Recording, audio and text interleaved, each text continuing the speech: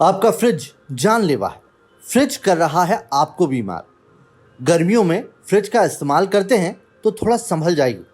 एक गलती और बीमारी दे देगी घर पर दस्तक। गर्मी बढ़ती जा रही है, साथ ही साथ खाना जल्दी खराब होने का डर भी है। ऐसे में फ्रिज ही सहारा है, जहां लोग पकी सब्जी, ताज़ी सब्जी, बची हुई दाल चावल, फल, दूध, गुदा आटा सब फ्रिज में डाल देते हैं, ये सोचकर कि ज़रूरत पड़ने पर जब निकालेंगे तो वो ख़राब नहीं होंगे।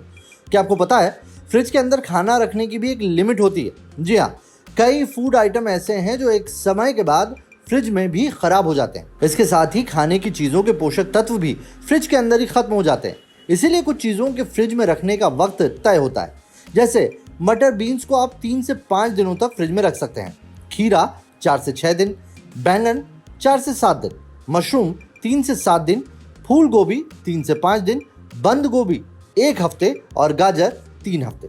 इसके साथ ही पके हुए चावल 2 दिन के अंदर खा लें तो बेहतर होगा। खाने से पहले इसे कुछ देर के लिए नॉर्मल टेम्परेचर पर रखें, उसके बाद गर्म करके खा सकते हैं। रोटी बनाने के 8 से 12 घंटे के अंदर खानी चाहिए। फ्रिज में रखने से बचना चाहिए। ज़्यादा दिन तक फ्रिज में रोटी रखकर खाने से पेट रिलेटेड समस्या बढ़ सकती है। वहीं फ्रिज में दाल रखकर बिल्कुल भी ना खाएं।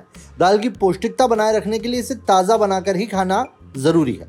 अगर दाल बची है और उसे दूसरे दिन खा लें तो ठीक है, वरना पेट दर्द और एसिडिटी हो सकती है। लेकिन सबसे बड़ी गलती जो हमारे घरों में ज़्यादातर होती है वो है आटे के साथ।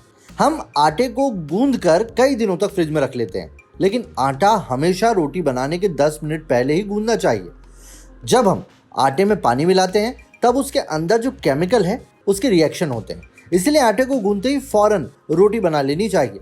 बासी आटे में माइक्रो न्यूट्रिएंट कैपेसिटी कम होने लगती है।